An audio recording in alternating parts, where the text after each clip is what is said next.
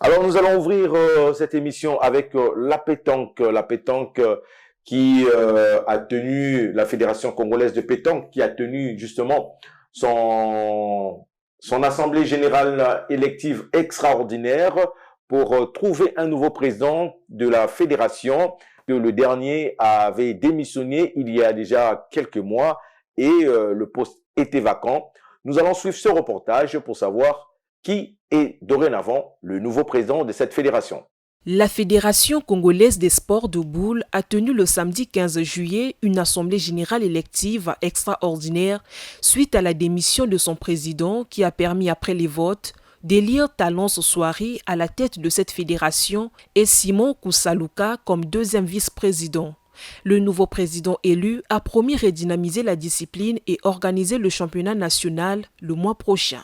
Effectivement, j'ai été plébiscité à 100%. J'ai eu la totalité des voix des électeurs qui ont manifesté leur confiance en ma modeste personne et aussi au projet que j'ai présenté, celui de pouvoir redynamiser notre discipline.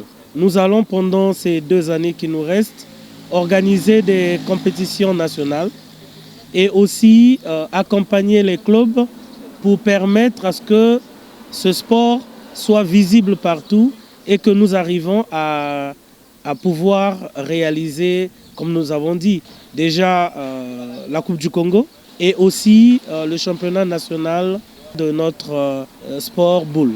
Après cette assemblée générale élective extraordinaire, les délégués venus des départements ont tenu le conseil fédéral. Ici est de signaler qu'actuellement, le championnat départemental de la pétanque se joue au lycée Savrognon de Brazza. Marvin Sondé, une fédération qui vient de trouver un nouveau président à la tête de cette fédération. Donc, comme Monsieur Nsouari, un jeune qui est très amoureux de cette discipline, qui prend la tête de cette fédération. C'est quand même quelque chose de bon augure parce qu'il promet de redynamiser la discipline, rendre la discipline plus visible et surtout organiser le championnat national qui, depuis un certain temps, ne se faisait plus. Oui, Dadé, c'est comme vous l'avez dit, on ne peut pas avoir un bateau sans capitaine. Donc je crois que de ce côté-là, il y a eu quelques petits soucis qui expliquent aussi, je vais dire ça comme ça, la défection, sinon l'abandon du président qui était là en exercice, malheureusement, qui a abandonné en cours de mandat, ce qui n'est pas d'ailleurs une bonne chose. Ça ne traduit pas l'esprit même du sport, ça ne traduit pas le fair play, alors qu'il était investi d'une mission quand même assez noble. Cette page-là, aujourd'hui, elle est tournée, et maintenant, c'est le mandat de Monsieur Talon Sosoiri qui vient de débuter. En tout cas, je crois qu'il a bien ciblé ses objectifs parce que aujourd'hui, la pétanque, c'est quand même un sport qui n'est pas trop vulgarisé au sein de la société congolaise. C'est une discipline qui est peu méconnue, alors qu'à une certaine époque, on voyait les week-ends dans les rues, les gens jouaient à la pétanque, mais depuis un moment, ces clichés, nous ne les avons plus. C'est ce qui veut dire qu'il y a donc un grand travail qui doit être fait dans ce sens-là pour mettre sous les projecteurs cette discipline sportive qui, quelquefois, même si la grande majorité ne le connaît pas, cette discipline qui, quelquefois, a fait quand même le beau temps du sport congolais. Exactement. Parce que nous avons eu beaucoup de représentants au niveau des compétitions mondiales, au niveau des compétitions continentales. À l'époque, il y a 2 ans, avec le président Fidel Padi, le Congo avait atteint justement... Qui est l'un des meilleurs pétanqueurs congolais au regard de ses performances, tant sur le plan local qu'international. Donc voilà encore un monsieur qu'on salue, qui a beaucoup fait pour la pétanque, pour cette discipline. Et donc revenons au sujet qui nous préoccupe. Il s'agit là de l'Assemblée générale extraordinaire élective qui a vu monsieur Nsouari, qui était d'ailleurs seul candidat à ce poste. Donc ce n'est que normal qu'il soit là. Et puis ces projets, comme je l'ai dit tantôt, ils sont assez intéressants. Rendre visible cette discipline sportive. Donc là, il lui faut vraiment beaucoup d'intelligence et s'arracher les sponsors, je crois qu'il l'a dit. Il a vraiment besoin de se faire accompagner parce que c'est une discipline qu'on sous-estime, mais c'est une discipline qui coûte cher. Donc au niveau du matériel, ça coûte excessivement cher. Et nous savons que les fédérations qui ne sont vraiment pas connues ne bénéficient vraiment pas d'un appui conséquent de la part de nos autorités pour les accompagner, donc ça sera difficile. Ils vont devoir travailler avec leurs petits moyens, mais surtout avec leur intelligence. Donc, ils doivent vraiment s'attirer les sponsors pour rendre possible ce qu'il a cité, à savoir En tout cas, son projet le lancement des compétitions national, locales, à savoir la Coupe du Congo, la Coupe le du Congo, championnat oui. national. Donc, sans moyens, rien ne peut se faire. Donc, il est grand temps pour lui. Je crois que le travail a déjà commencé. Il doit vraiment s'investir, se donner corps et âme pour rendre vraiment visible cette discipline sportive afin que les pétanqueurs qui iront dans les compétitions internationales à venir puissent vraiment faire honneur au drapeau. En tout cas, il faut simplement savoir que depuis les Jeux africains, cette fédération a été dirigée par Fidel Padi, comme je l'ai dit, qui a ramené le Congo au niveau mondial aussi, hein, parce que le Congo avait participé à un championnat du monde à Madagascar, là où le Congo n'a pas été médiocre. Ils ont occupé des bonnes places. Et depuis là, le Congo, Marvin. J'aimerais quand même ajouter un petit détail. Je vais pas citer les noms. Nous voyons quand même certaines autorités politiques de cette nation qui pratique cette discipline, notamment Monsieur Ngolo. Qui pratique cette discipline. Je crois que un appel aussi devrait être lancé de ce côté-là à son endroit pour qu'il soutienne cette discipline qu'il aime tant. Et je crois que ça fera aussi l'honneur de ce pays.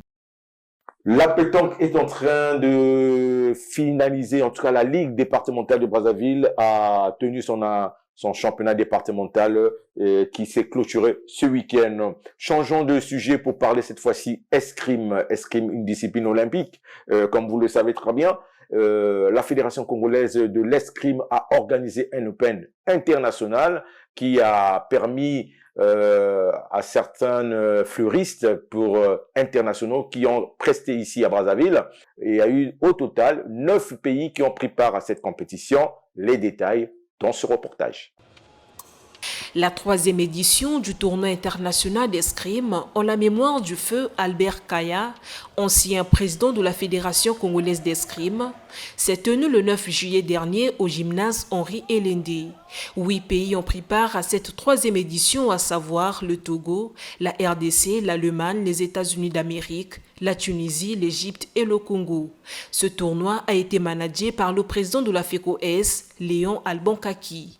Le 2e vice-président de la Confédération africaine d'escrime, Zorom Ouabou, a assisté à cette 3e édition qui a permis à 47 escrimeurs de démontrer leur talent.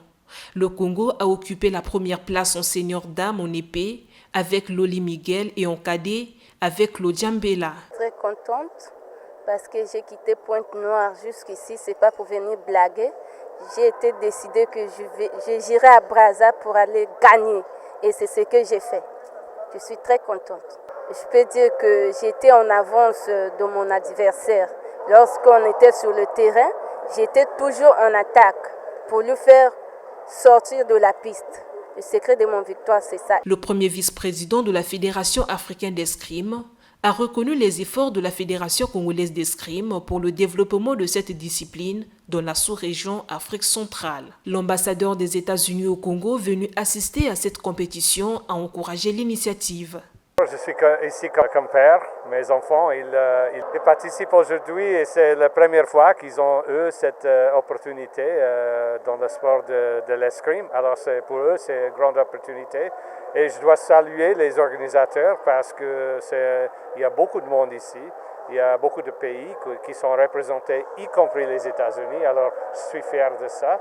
Mais il y a les gens de Togo, de RDC, de la Tunisie, beaucoup de monde. Et moi, comme un diplomate, il y a longtemps, c'est bien de regarder un événement aussi international comme celui-ci à Brazza. Alors, je remercie les organisateurs pour cet événement et je félicite l'organisation de ce tournoi. Alors, à l'issue du tournoi international de Brazzaville, les escrimeurs congolais sont rentrés dans leur club pour préparer le championnat national qui se tiendra au mois d'août. Open international, c'est une nouveauté au Congo de voir des fleuristes venir de l'extérieur pour venir pratiquer l'escrime ici au Congo. Et le Congo d'ailleurs a su tirer son épingle du jeu chez les dames le Congo a remporté la médaille d'or. Et aussi en junior, ça a quand même fait quelque chose de positif pour cette discipline qui est pas très bien connue aussi au Congo. L'escrime aujourd'hui, c'est une discipline très peu connue du public sportif congolais. Maintenant, par rapport à ce qui se fait à ce niveau-là, organiser un Open international où vous avez 9 nations, où l'escrime est quand même très bien connu, très bien vulgarisé. Je crois que c'est assez osé.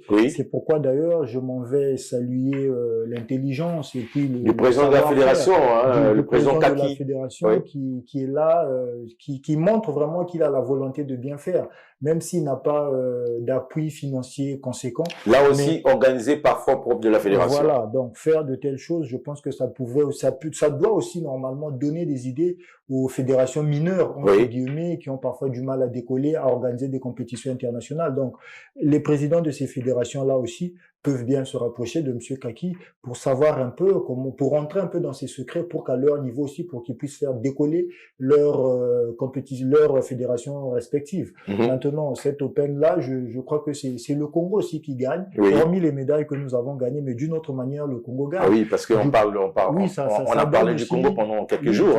Avec les disciplines peu connues, quand on organise de telles compétitions ici, ça contribue aussi au rayonnement de cette discipline. Il contribue aussi à vulgariser cette discipline auprès du public sportif et pour rendre le Congo crédible à l'international. Parce qu'aujourd'hui, rares sont ces pays-là qui peuvent quand même se lever aujourd'hui et dire que nous, on va organiser un Open d'escrime. Donc, vraiment, coup de chapeau à M. Kaki. Nous l'encourageons dans cette perspective. En tout cas, qu'il ne baisse pas les bras, qu'il travaille. Continue à travailler, ça va porter les fruits. Les fleuristes aussi qui ont pu remporter des trophées, des médailles. En tout cas, nous leur disons coup de chapeau et que ça ne devrait pas seulement se limiter ici au Congo, mais ailleurs aussi quand ils vont représenter le pays, qu'ils fassent parce que là, le meilleur de dans les mois à venir, il y a aussi les qualifications pour les JO. Bon, espérons que le Congo va peut-être avoir la chance d'y participer. Ce qui se fait là, c'est même aussi une façon aussi de préparer le Congo à ces échéances. Donc, quand vous comparez, vous mesurez à ceux qui ont une longueur d'avance que vous, je crois que ça vous fait grandir d'une certaine manière. Le courage, qui est une discipline qui a permis au Congo de remporter plusieurs médailles. Vous vous souvenez qu'en 2013, je crois, si ma mémoire est bonne, on avait Patana Godard qui avait gagné la médaille de bronze au championnat du monde et a fait le beau temps de cette discipline. Là encore, le Congo a participé au dernier championnat d'Afrique qui s'est tenu en Égypte, précisément au Caire, avec 3 athlètes. Tenez-vous bien, les 3 athlètes sont rentrés au Congo avec 6 médailles. Donc, chacun d'eux a remporté 2 médailles, notamment en or dans la catégorie de plus de 100 kilos.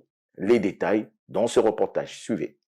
Ils ont été 3 athlètes à prendre part au 19e championnat d'Afrique et à la première édition du championnat professionnel de courage au Caire en Égypte, du 7 au 13 juillet 2023. Dans la catégorie senior et junior, les 3 athlètes congolais, Brunel Ibarra Atipo en 73 et 81 kg, Deo Makutika en 66 kg et Claude Quintula en plus de 100 kg sont rentrés au pays avec 6 médailles, 2 en bronze, 3 en argent et 1 médaille en or.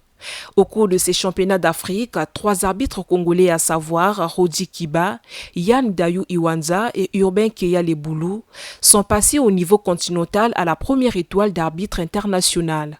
Hormis l'arbitrat, Rodi Kiba et Yann Dayou Iwanza ont obtenu leur diplôme d'entraîneur de courage au niveau B, reconnu par la Confédération africaine de courage.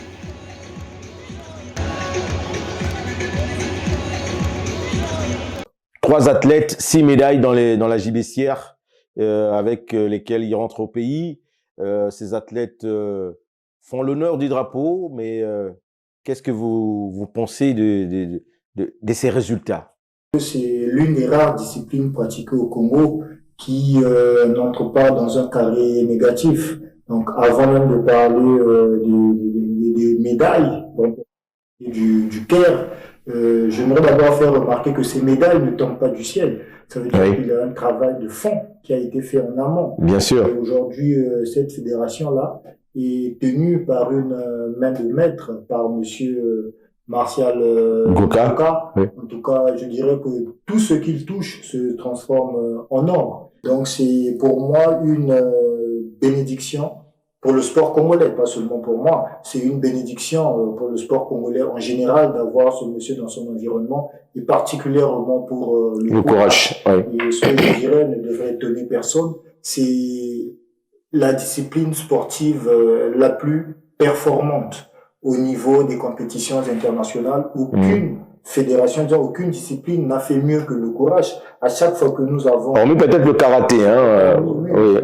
Hormis peut-être le karaté. L'une des disciplines, oui. Les plus performantes à l'international, parce que à chaque fois que le Congo est représenté dans cette discipline, nous avons toujours des médailles qui... Oui. Mais paradoxalement, il n'y a jamais eu d'accompagnement conséquent. Oui. Ils se battent avec leur propre moyens. Souvent, leurs dévis sont souvent coincés au niveau de la direction générale des sports. Du côté du Cameroun, il exactement. y a 4 ans en arrière.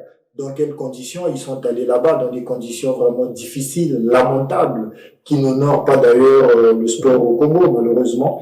Donc, je crois que de ce côté-là aussi, nos autorités devraient vraiment savoir encourager ceux qui font bien. Oui. Et parmi ceux qui font bien, nous avons Martial Moka avec sa fédération de courage. Donc, c'est une compétition, c'est une fédération, très vivante. Les compétitions locales sont organisées régulièrement et championnat départemental, championnat national, oui. Aussi. Et on sent que c'est très intéressant. C'est pourquoi d'ailleurs nous avons des athlètes qui raflent autant de médailles à chaque compétition. Donc je crois que vraiment beaucoup d'encouragement pour Martial Goka. Il ne devrait vraiment pas baisser la garde.